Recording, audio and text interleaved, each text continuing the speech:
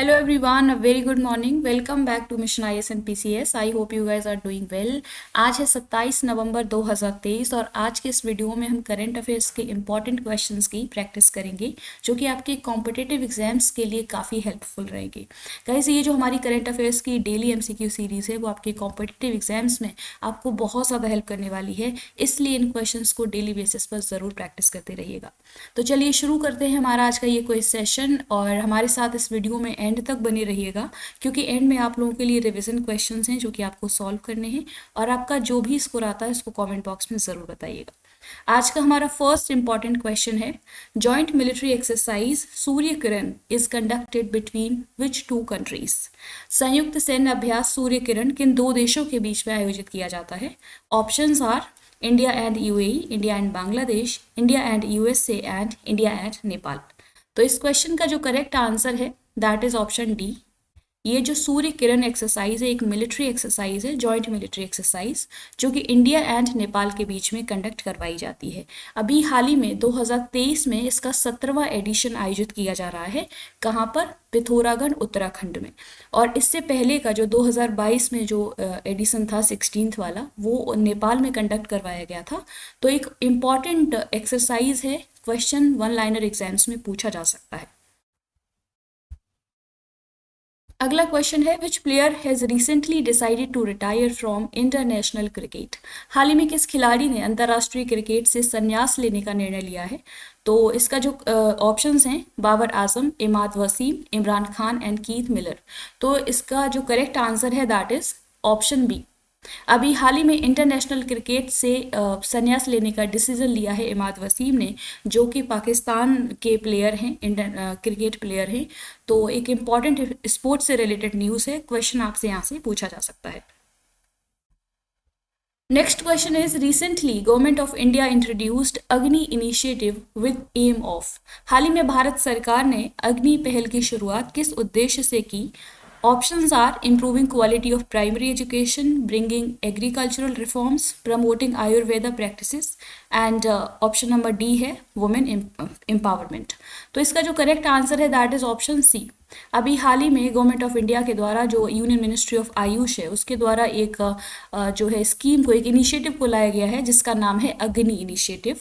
And इसका objective क्या है? Promoting Ayurvedic practices. इसके ज़रिए बेसिकली इसका जो पूरा नाम है वो है आयुर्वेदा ज्ञान नैपुण्य इनिशिएटिव, जिसको एक ऑर्गेनाइजेशन है ये central council for research in Ayurvedic sciences, उसके द्वारा इस पर्टिकुलर इनिशिएटिव को लॉन्च किया गया है। और इसका ऑब्जेक्टिव है कि जो आयुर्वेदिक प्रैक्टिशनर्स हैं इंडिया में उनको मोटिवेट किया जाएगा सो दैट कि आयुर्वेदिक फील्ड में इनको ये ज़्यादा से ज़्यादा इनोवेटिव प्रैक्टिसेस को जो है ला सकें और इंट्रोड्यूस कर सकें। तो इस ऑब्जेक्टिव के साथ आयुर्वेदिक ज्ञान नैपुण्य इनिशिएटिव को लॉन्च किया गया है। क्वेश्चन आपसे कई तरीके से पूछा जा सकता है कि अग्नि का पूरा नाम क्या है, ये पूछा जा सकता है, किस फील्ड से एसोसिएटेड है, क्या इसका ऑब्जेक्टिव है और किसके द्वारा इसको लॉन्च किया गया है। ये जो काउंसिल है central council for research in Ayurvedic sciences, ये भी काफ़ी इंपॉर्टेंट हो जाता है। ये पूछा जा सकता है कि कौन सी मिनिस्ट्री के अंतर्गत फंक्शन करता है। तो इसका आपका आंसर होना चाहिए मिनिस्ट्री ऑफ आयुष। तो ये काफ़ी इंपॉर्टेंट फैक्ट्स हैं आपके एग्जाम्स के लिए, तो इनके बारे में आपको पता होना चाहिए, आपको बिल्कुल इसका आइडिया होना चाहिए। अगला क्वेश्चन है, which country will chair the International Sugar Organisation. कौन सा देश इंटरनेशनल शुगर ऑर्गेनाइजेशन की अध्यक्षता करेगा? Options are India, USA, Japan and China. तो इसका जो करेक्ट आंसर है दैट इज ऑप्शन ए। ये इंटरनेशनल शुगर ऑर्गेनाइजेशन 2024 में इंडिया चेयर करने जा रहा है इस ऑर्गेनाइजेशन को। तो काफ़ी इंपॉर्टेंट ये न्यूज़ है, यहाँ से क्वेश्चन पूछा जा सकता है। इस तरीके के जो ऑर्गेनाइजेशन बेस्ड क्वेश्चंस होते हैं वो आपके एग्जाम्स में पूछे जाते हैं। So you must be knowing about such organisations. और इसके थ्रू जो ये चेयरमैनशिप मिली है इंडिया को 2024 में इस पर्टिकुलर ऑर्गेनाइजेशन की, इसके थ्रू इंडिया को एक अपॉर्चुनिटी मिली है ग्लोबल शुगर सेक्टर में अपने आप को लीड करने की ग्लोबल लेवल पर, और इसमें सस्टेनेबल प्रैक्टिसेस को इंक्लूड करने की। तो काफ़ी इंपॉर्टेंट है ये। एंड इंडिया, अगर यहाँ इस फैक्ट की बात करें कि इंडिया जो है शुगर के प्रोडक्शन में सेकेंड लार्जेस्ट प्रोड्यूसर है वर्ल्ड में एंड लार्जेस्ट कंज्यूमर, सबसे ज़्यादा कंजम्पशन जो होता है शुगर का वो इंडिया में ही होता है और सेकंड लार्जेस्ट प्रोड्यूसर है।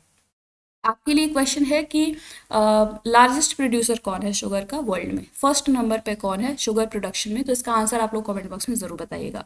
इंटरनेशनल शुगर ऑर्गेनाइजेशन जो है इसका फाउंडेशन कब हुआ, इसको कब फॉर्म किया गया था, 3 दिसंबर 1968 को, एंड इसके हेडक्वार्टर्स हैं लंदन में एंड यूनाइटेड किंगडम में। तो काफ़ी इंपॉर्टेंट ये फैक्ट्स हैं, इस ऑर्गेनाइजेशन के बारे में पता होना चाहिए क्योंकि ये न्यूज़ में है और क्योंकि 2024 की जो चेयरमैनशिप है वो इंडिया के पास है। अगला क्वेश्चन है, when is international day for the elimination of violence against women celebrated? महिलाओं के विरुद्ध हिंसा उन्मूलन हेतु अंतर्राष्ट्रीय दिवस कब मनाया जाता है? 10th November, 15th November, 20th November and 25th नवंबर। तो इसका जो करेक्ट आंसर है दैट इज ऑप्शन डी।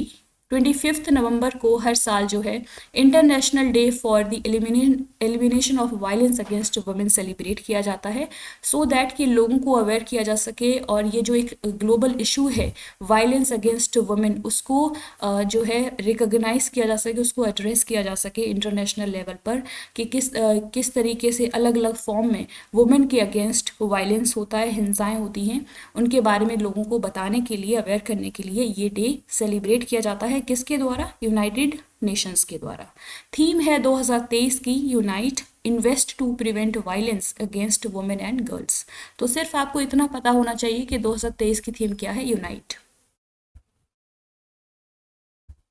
अगला क्वेश्चन है, who has been elected as president for FICCI recently? हाल ही में फिक्की का अध्यक्ष किसे चुना गया है? अनिश शाह, रघुराम राजन, विमल जालन एंड रुचिका कंबोज। तो इसका जो करेक्ट आंसर है दैट इज ऑप्शन ए। अभी हाल ही में अनीश शाह को फिक्की का अध्यक्ष इलेक्ट किया गया है, तो एक इम्पॉर्टेंट अपॉइंटमेंट है। और ये जो इसका पूरा नाम क्या है फिक्की का? The federation of Indian chambers of commerce and industry. ये इंडस्ट्रियल बॉडी है, कंट्री की लार्जेस्ट एंड ओल्डेस्ट, तो काफ़ी इंपॉर्टेंट बॉडी है और इसका ये जो इनको अनीश शाह को इसका प्रेसिडेंट बनाया गया है, एक इम्पॉर्टेंट अपॉइंटमेंट है।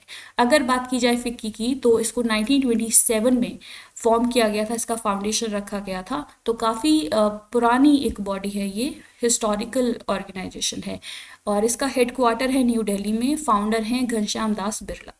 तो ये कुछ इंपॉर्टेंट फैक्ट्स हैं रिगार्डिंग फिक्की, तो आपको इनके बारे में पता होना चाहिए।